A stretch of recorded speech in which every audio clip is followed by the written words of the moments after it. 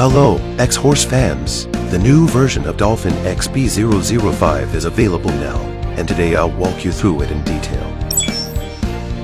The new version is equipped with M5 clamp, perfectly integrated the functions of M1 and M2 clamps. It supports the following key types, which is more convenient to use without the need to switch clamps. The thin, narrow, and short keys, as well as the special HU-160T keys, are perfectly supported by the M5 clamp. It does not require an auxiliary key blank to clamp HU-160T keys or elevate the key blank when cutting a Toyota for track internal key.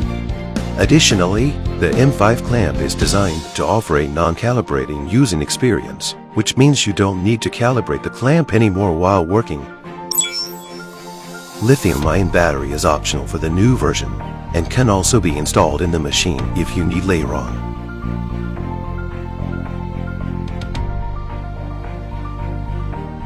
If you need to face the case of working without power, please don't hesitate to consult our dealer for the purchase info of an additional battery. Well, that's it for today. If you are interested, please follow us. See you in the next video.